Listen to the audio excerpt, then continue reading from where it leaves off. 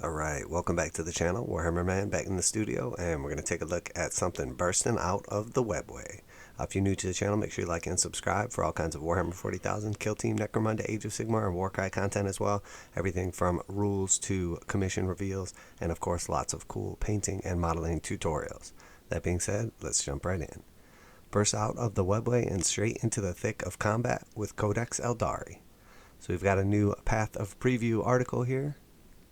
The Webway is an ancient warren of extra-dimensional tunnels and passages that exists in interstitial space. Separate from both the warp and the material world, used by the Aeldari to travel interstellar distances at speed. And when battle draws near, for the network of gates, the Aeldari love nothing more than pop out from the aether like a vengeful genie. The Webway may be aeons old, but fortifications are easier than ever to deploy in Warhammer 40,000, thanks to Chapter Approved 2022 and the new Codex Aeldari, has fresh ways to power them up. In short, Webway gates are back to perplex your opponents with the devious deployment shenanigans. So obviously the Eldar Webway gate is a piece of terrain / fortification you can add to your army. Pretty cool picture there. I do hope that they end up bringing back this alien terrain. I think that could be possibly, maybe, what we see in Nakmoon. That would be pretty awesome. Much like Aeldari Guardians, who are soon strapping into upgraded armor, the Webway Gate has received a defensive boost of its own. In fact, it's now almost completely invincible. You read that right? Then once fragile gates are now as immune to harm as the terrain that surrounds them.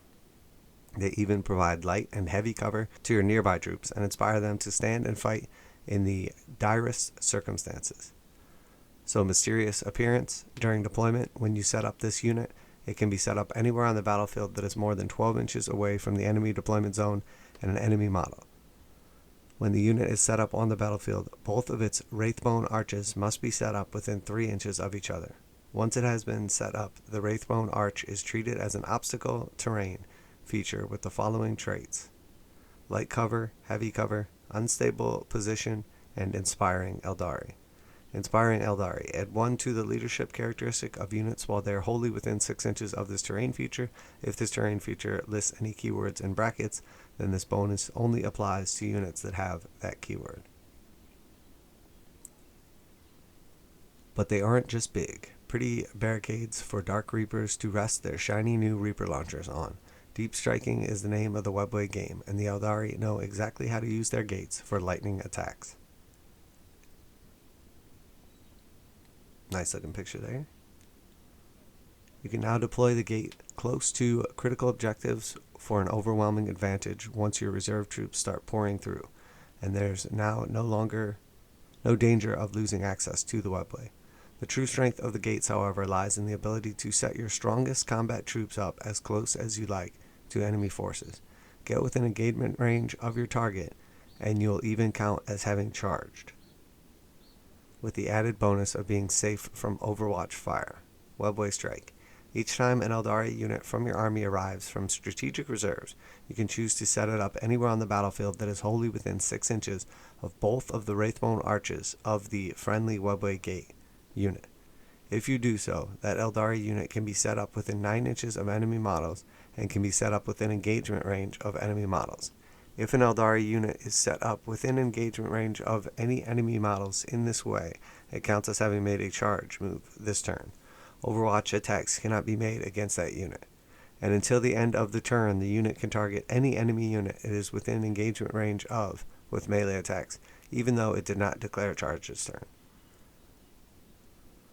So basically, if your opponent gets too close to the gate, which you can intentionally place near crucial objectives, you could basically just pop straight out into combat without actually declaring a charge. You essentially just show up within 9 inches and close enough to be in combat. So pretty interesting. This immensely powerful ability does require a foe to approach the gate, but by plunking it on top of vital objectives, they'll have to come close eventually.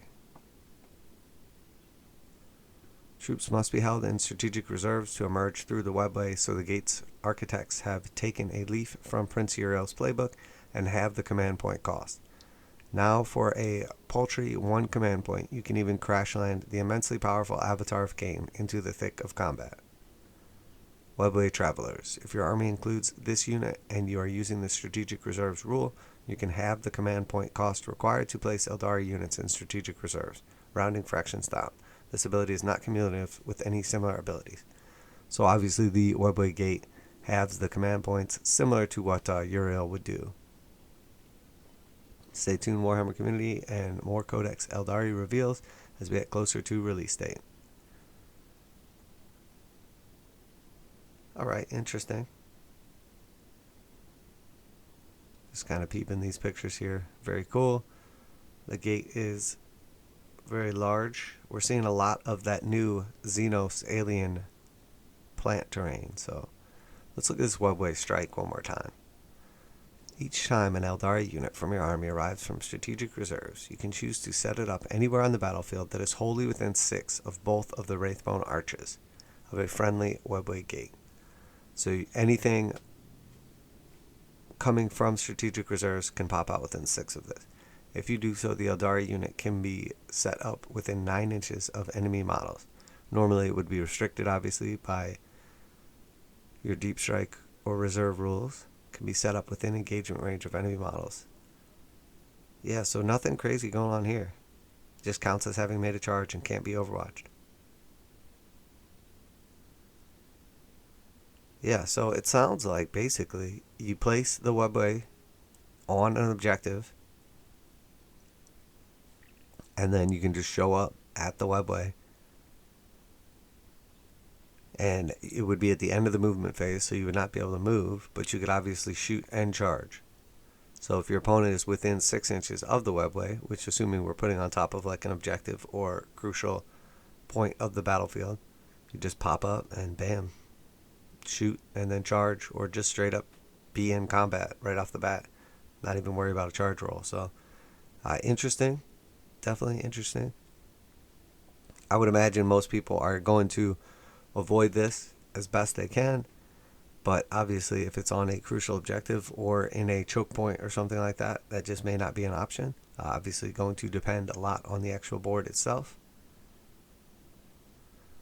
When you set this unit up, it can be set up anywhere on the battlefield that is more than 12 inches away from the enemy deployment zone and any enemy models. When this unit is set up on the battlefield, both of its Wraithbone archers must be set up within 3 inches of each other. Yeah, so I mean, two main things that I'm picking up right here is, obviously this is going to have to be set up in like no man's land, probably central position or near a key objective, and then it looks like essentially the best thing that you're going to be able to do to stop this is going to be screen it out. So any like infiltrator type models or anything like that going to be key to basically like screening something like this off the table. So very interesting. Provides light cover, heavy cover, unstable position, and inspiring Aeldari. Yeah, so I mean, it's definitely interesting. It's going to be powerful. We know that for sure. The ability to just pop up anywhere on the table and directly in combat.